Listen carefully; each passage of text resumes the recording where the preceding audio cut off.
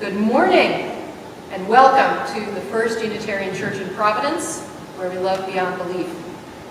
This past week has brought some struggle and devastations to a lot of people, to our neighbors in Texas, to other places across the country and beyond our nation. And it's still Sunday, and it's the day we have been given. And so we move forward and embrace it for all the things it makes possible, within, around, and beyond us. May we make the very most of this day, starting now, together.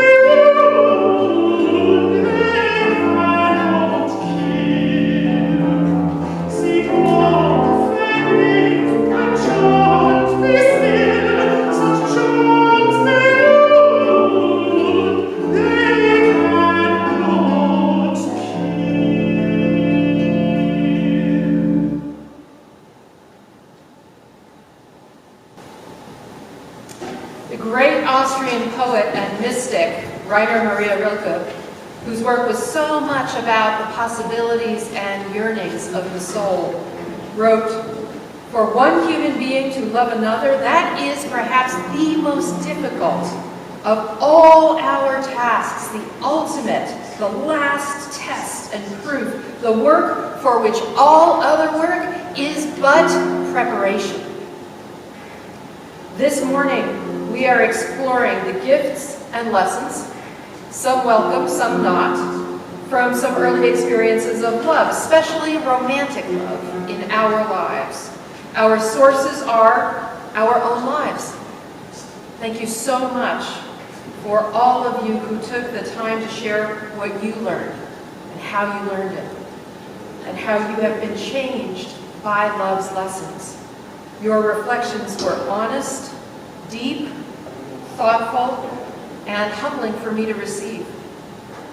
We have also some musings and revelations from other experts, composers, singers, poets, and philosophers on this awakening, this intoxication, this deepening, this expanding, this challenge that is romantic love. But we too are just as expert, aren't we? We all know, we have all known the absolute rapture of early love that whirls us away on a current of wonder and desire and awareness like no other, the riptide that we welcome as it carries us so utterly from the dull and decorous shallows of life. I would like to watch you sleeping, which may not happen. I would like to watch you sleeping. I would like to sleep with you, to enter your sleep as its smooth, dark wave slides over my head, and walk with you through the lucent, wavering forest of blue-green leaves with its watery sun and 3 moons, towards the cave where you must descend toward your worst fear. I would like to give you the silver branch, a small white flower, the one word that will protect you from the grief at the center of your dream, from the grief at the center. I would like to follow you up the long stairway again and become the boat that would row you back carefully, a flame in 2 cupped hands to where your body lies beside me, and you enter it as easily as breathing in. I would like to be the air that inhabits you for a moment only. I would like to be that unnoticed and that necessary.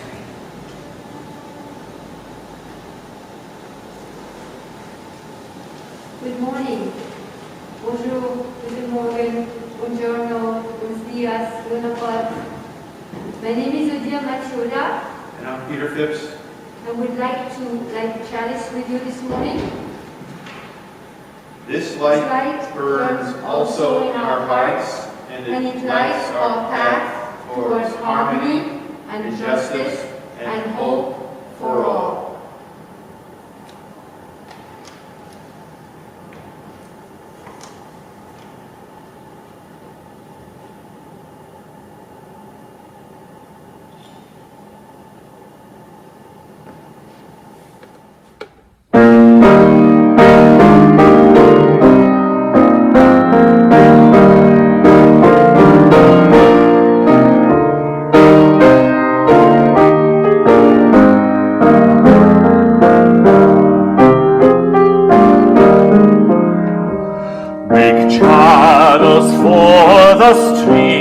Of love, where they may broadly run, and love has overflowing streams to fill them every one. But if at any time we cease such channels to provide, the very founts of love for us will soon be parched and dried. For we must share if we would keep this gift on earth above. We cease to give, we cease to have, such is the love.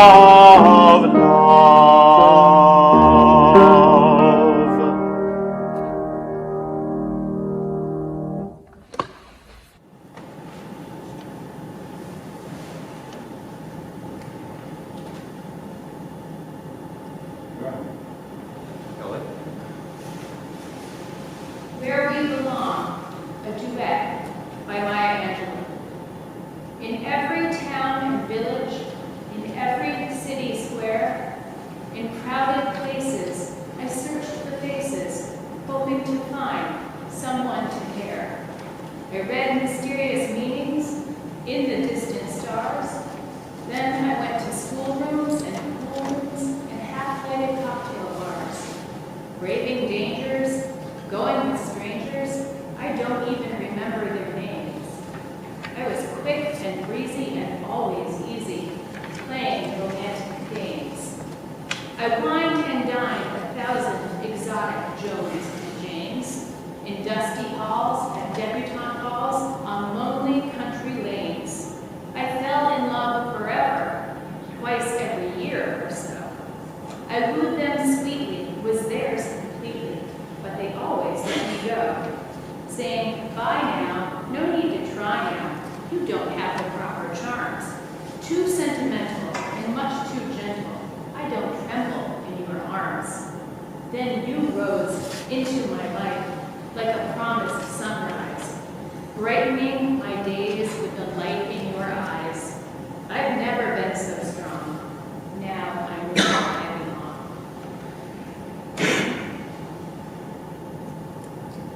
Good morning. We're going to share the joys and sorrows that connect us. Joys and sorrows both from near and far. A candle of sorrow and sympathy and solidarity for the devastations in the Southwest recently wrought by snow and cold and power shortages. Some have died. Many have suffered, and most are vulnerable still, with human power shortages of another kind, hindering everyone's best efforts. Let us keep these distant neighbors close in our hearts. A candle of healing for Susan Fisher as she recovers at home from hip surgery. Cards are welcome. A candle of healing for Sean Pounder as she recovers at home from sciatica. Again, cards are welcome. Welcome home, Sean.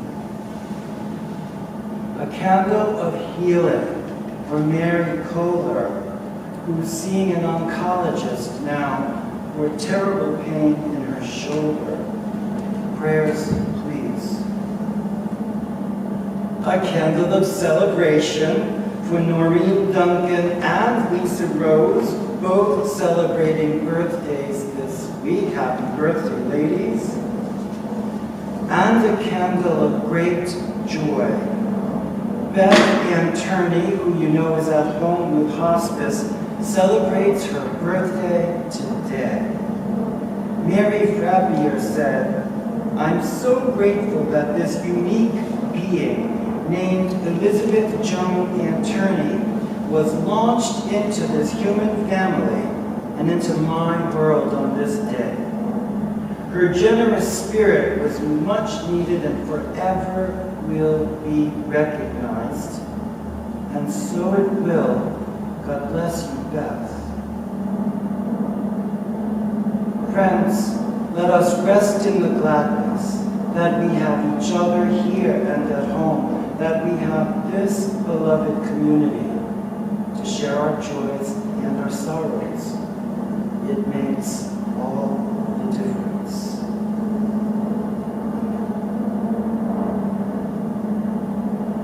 I'd like us to deepen into the hour by preparing our hearts for prayer and meditation. I'm going to offer some words that will be followed by a time of silence. And if you at home have lost someone during the past year or so that you'd like to honor after the words and during the silence, please stand or raise your hand or in some way join us in loving vigil for your loved and your lost. The silence will end with a chime. To begin, I'm going to ask you to breathe with me. Close your eyes if you're comfortable. Soften your gaze. Let yourself relax where you are. Take a deep breath, please.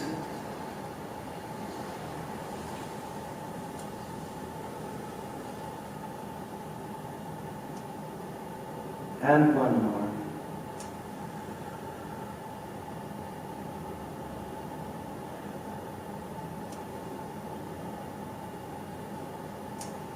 This is Mary Oliver. To begin with, let me ask you this. Do you always think that beauty exists for some fabulous reason? And if you had not been enchanted by this adventure, your life, what would you do for you?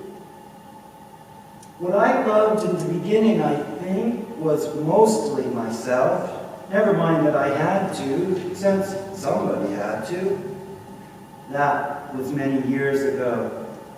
Since then, I've gone out from my confinements, though with difficulty. I mean the ones that are thought to rule the heart. I cast them out I put them on the mush pile. They will be nourishment somehow. Everything is nourishment somehow or another. And I have become the child of the clouds and of hope. I've become the friend of the enemy, whoever that is. I've become older, and cherishing what I've learned, I've become younger. And what do I risk to tell you this, which is all I know? Love yourself, then forget it. Then love the world. Let it be.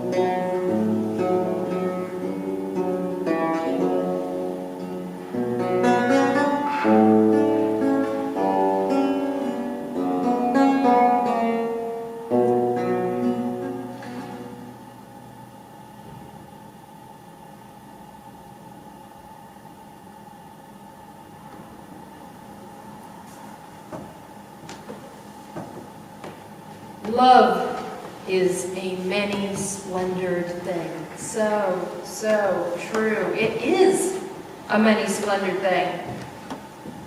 And also sometimes it's a mess. Ideally, even the messes did get us to a better place, to a capacity for our loving to be wiser, more grounded, stronger, maybe also less magical, but more lasting.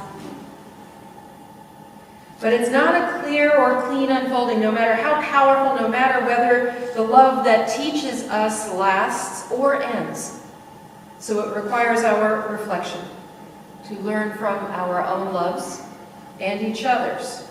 Love deserves that reflection because not only will it be one of the most shaping experiences of our own lives, but also because it is one of the most potent ways we will affect those we know and care about. One first viewer shared this reflection on the fallibility and power of love. When I was a girl, an older boy seemingly out of nowhere told me I would grow up to be a heartbreaker. He ended up being right in some ways, as I spent many years falling hard and fast in love with different people. In those relationships, I equated love with how fervently someone wanted me. I felt powerful, but also fragile. I later found a man who loved me in ways that were equally powerful and empowering, but also stable and trusting. I am going to marry him next year in a ceremony at First U. Another of you wrote, "What I learned from my first love is that it is a very special occurrence in one's life. I don't believe anyone ever forgets their first love. I also learned the almost unbearable pain of goodbye and the ensuing grief. I still muse at times about what my life would have been if we had stayed together. But it was impossible. It was the late 60s and drugs were prominent in young lifestyles. He, an honor student, had become a mainlining crystal meth addict. And I, a cheerleader and prom queen, had not. He let me go, out of love.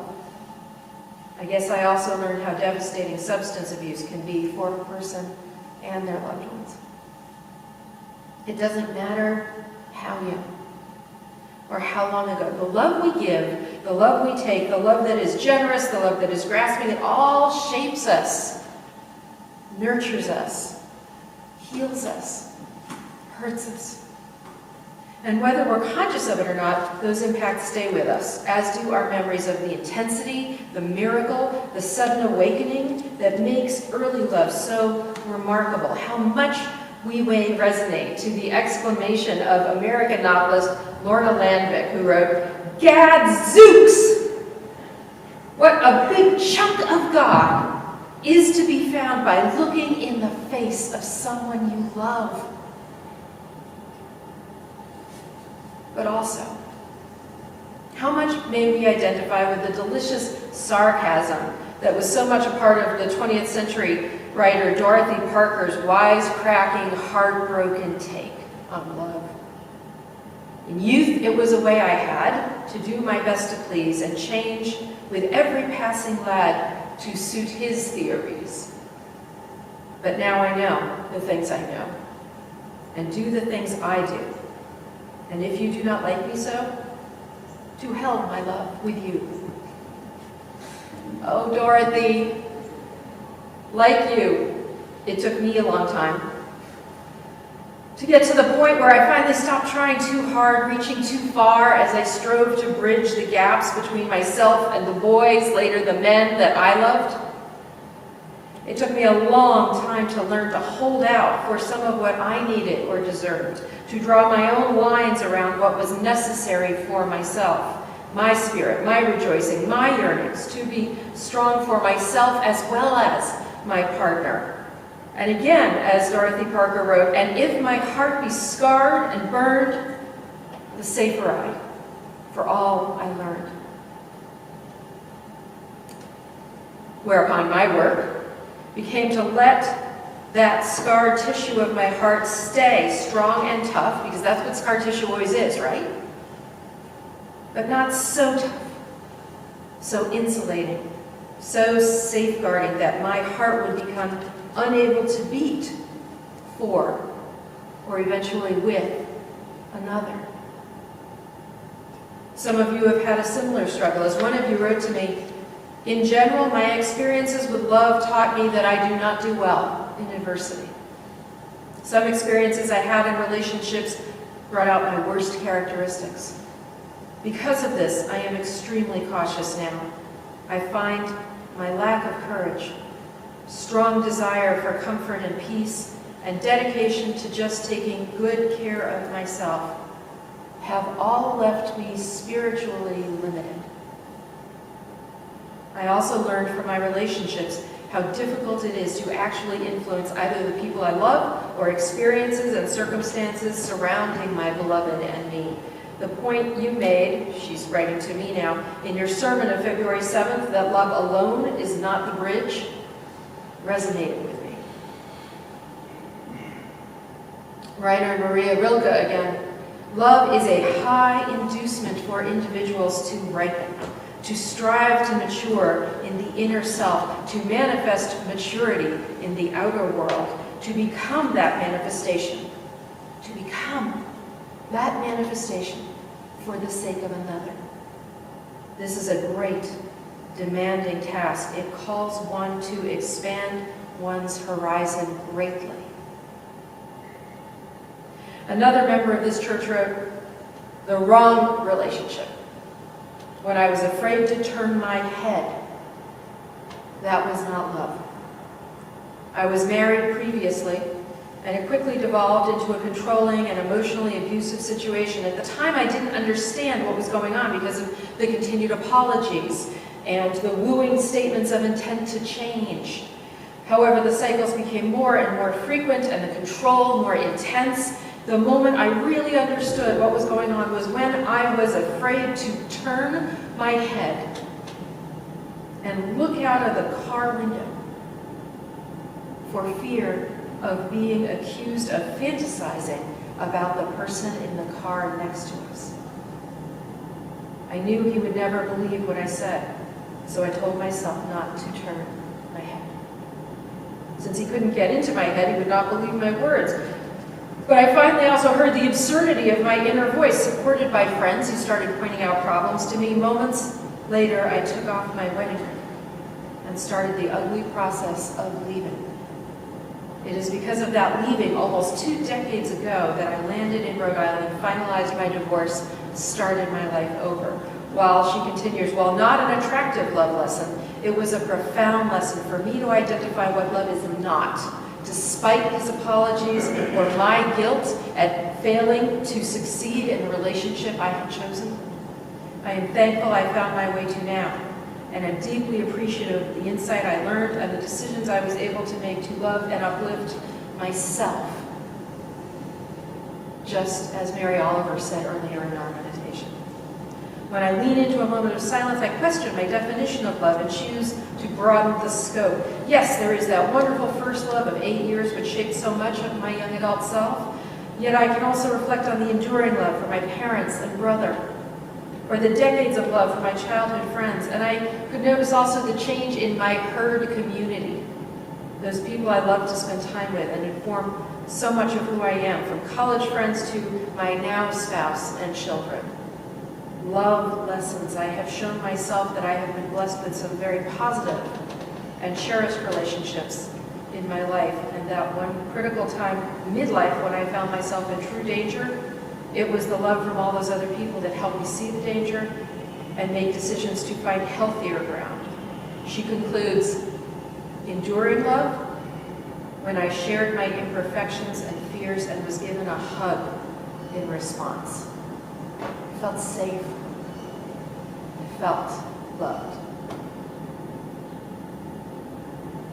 So yes, this gift of love, acceptance, and care, at once so immediate and personal, is also so universal and timeless.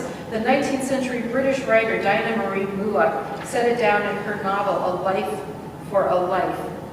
I've known this quote for so long, it was only for this sermon that I tracked it down, for where it came from. Oh, the comfort, the inexpressible comfort of feeling safe with a person. Having neither to weigh thoughts or measure words, but to pour them all out just as they are, chaff and grain together, knowing that a faithful hand will take and sift them, keep what is worth keeping, and then with a breath of kindness, blow the rest away. First U member Craig Wood shared this. Lessons I've distilled from a life of joy and deep sorrow. I have been married twice. Once for 22 years and then a second time for 27. The first 20 were the easy ones. It was after the second divorce that I finally found my way to First U. I like to think I now more fully understand what Thoreau meant when he wrote something like, build your castles in the sky and leave them there, then spend your energy on putting foundations under them. When the infatuation of early love fades, what is needed then is to make a conscious decision to love. And then commit to doing whatever it takes to be true to it. A person must always keep the soul nurtured to find the power to tame the ego. To love deeply is to possess great courage. It's said that it's far more important to be the right person than find the right one. But we also must be aware enough to recognize when someone has this quality. I think, Craig concluded, I think that's what attracted me the most to Ruthie. We weren't together very long, but I have never felt so loved.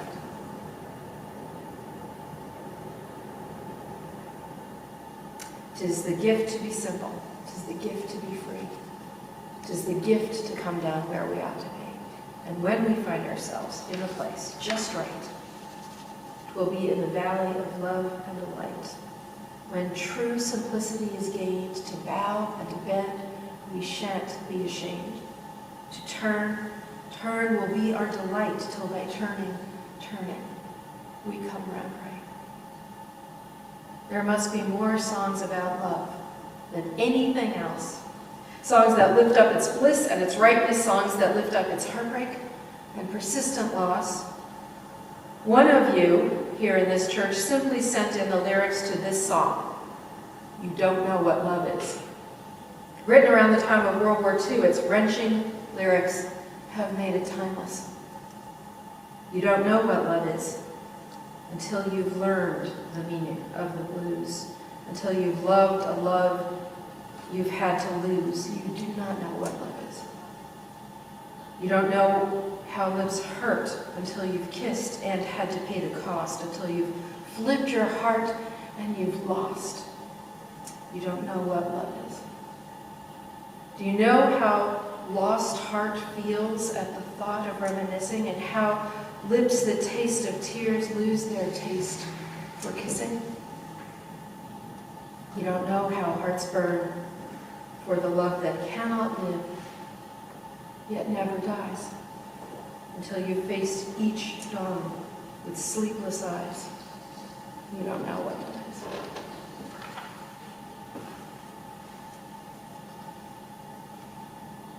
A love that cannot live yet never dies is its own lesson about the power of love and the sometimes absolute reality of heartbreak. Others of you share the experience of love as a journey. The path winds, the terrain changes, as do our own capacities to follow the path and manage the terrain along the way. The renowned 20th century American author Madeleine L'Engle saw the unfolding of her 40-year marriage in exactly those same terms. Our love, she wrote, has been anything but perfect and anything but static. Inevitably, there have been times when one of us has outrun the other and has had to wait patiently for the other to catch up. There have been times when we have misunderstood each other, demanded too much of each other, been insensitive to the other's needs. I do not believe there is any marriage where this does not happen. The growth of love is not a straight line, but a series of hills and valleys. I suspect that in every good marriage there are times when love seems to be over. Sometimes those desert lines are simply the only way to the next oasis, which is far more lush and beautiful after that desert crossing than it could possibly have been without it. Which made me think of 5 stages to a lasting relationship that were set down once by a colleague, Barbara Road. Darling, you are perfect. Good grief, you seem to have a few foibles. Let me help you get rid of your foibles, so you will indeed be perfect. Okay, I love you in spite of your foibles. I can't believe this happened. I sometimes love you because of your foibles. Her words are lighthearted, but their applications are deep. One of you offered this powerful illustration. In the past, I have looked for a man who expresses his emotions. Slowly, I have realized that expressing doesn't have to be as verbal as I like it to be. I would like to make the following funny, but that's not happening, so here it is. My partner's name is Larry. He doesn't like to talk about emotional topics, but I have learned to interpret his kind actions as expressions of love. For example, he made a desk for me, his place, in less than 15 minutes so I would be more comfortable working there. I just started a heart-healthy diet, and he eats in a similar way, partly for his health, but partly to keep me from being tempted to eat something I shouldn't. He gets ready to go somewhere very quickly, and I take more time, so he waits for me, if somewhat impatiently. He makes me laugh about that and many other things during the course of a day. He even brings me flowers. I have learned not to expect him to talk very often about uncomfortable things, but to see the love he expresses in his own way. Then I can manage to reduce the number of uncomfortable subjects I bring up. We make each other happy. But I have also learned to take responsibility for my own happiness. Apologies to love songwriters, she concludes. And that leads into another understanding framed by another UU colleague, Jackie Clement, who wrote, mature love, the love that grows in a committed relationship, does not come from romantic dinners and champagne. It is forged in fire, through the trials, the boredom, the shared tears and laughter, the decisions and doubts and dents of life together. It takes work and the willingness to extend yourself beyond your own skin, taking into account that you are not one, no matter how romantic that may sound. You are two, with different thoughts and desires, customs, dislikes, expectations, and if you can still meet each other with all those differences, you will know true love. If instead of giving yourself up to the other, you extend yourself to meet the other, you will have a basis for life together. Anne Morrow Lindbergh famously found the tidal rhythm of the sea a reflection of that ebb and flow that inevitably inserts itself in lasting love. She laid it out in her beautifully heartfelt volume, A Gift from the Sea. Bill Moyers, the renowned American journalist and Baptist minister, sees the patterns of lasting love as cycles of faith and blessing. He wrote, every day you love, and every day you forgive. Every day you love, and every day you forgive. It is an ongoing sacrament, love and forgiveness, was his take. So, what are our love lessons this morning?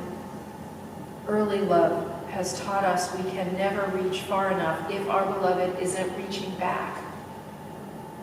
That impoverishment of love can yield impoverishment of spirit.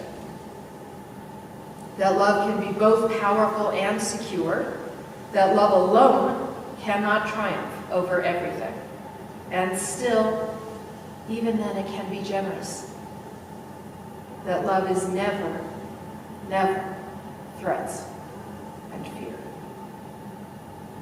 And lasting love has taught us that love takes courage and strength of self, that love may be found at any time in our lives, that it can also break our hearts at any time in our lives, that love is a journey and that we ourselves are changed when we give ourselves to it, that demonstrations of love are essential, that love exists, indeed must exist, amidst mundanities and differences, that love can be enduring but not static, that love may, and perhaps must, manifest not only as the blessing of itself, but also the blessing of forgiveness, all the time.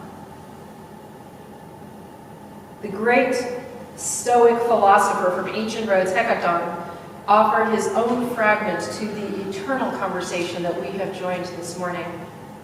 I will reveal to you, he wrote 2,000 years ago, I will reveal to you a love potion, without medicine, without herbs, without any witch's magic, if you want to be loved, then love. Oh, love. So simple, so complex, everywhere, elusive, intoxicating, anguishing, impossible, imperative. We want to be loved for the sake of all that is holy. Let us love. Amen.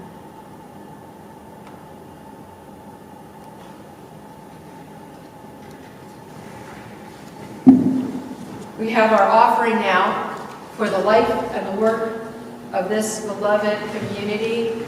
Everybody out there, you are getting better at giving online, and we are super grateful because we really, really need it. We're coming through more than half the church year now, and the Sunday collections, though they are increasing, have been so much lower than we're used to, and it's been a hit. So please, please, either now during the service or immediately afterwards, don't forget, go to our website, go to the giving page, or you can click on the link that's below our video this morning, if you want to do it right now or later, and dedicate a gift this morning to the church for this morning's offering. Please be as generous as you can be. Please, if you haven't already given this Sunday, and you usually do on Sunday mornings, maybe give a bunch extra, just try to rebalance our year as we're coming towards the second half of it. It would be a great help. Thank you so much for all that you give, and all that you do, and all that you are.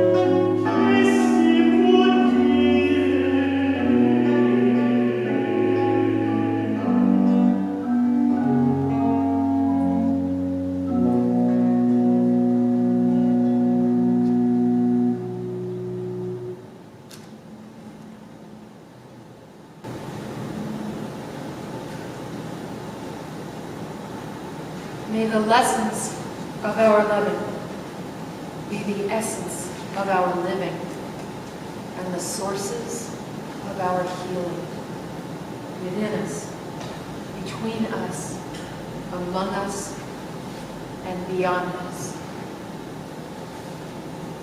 And now, please join us in our words for extinguishing the chalice.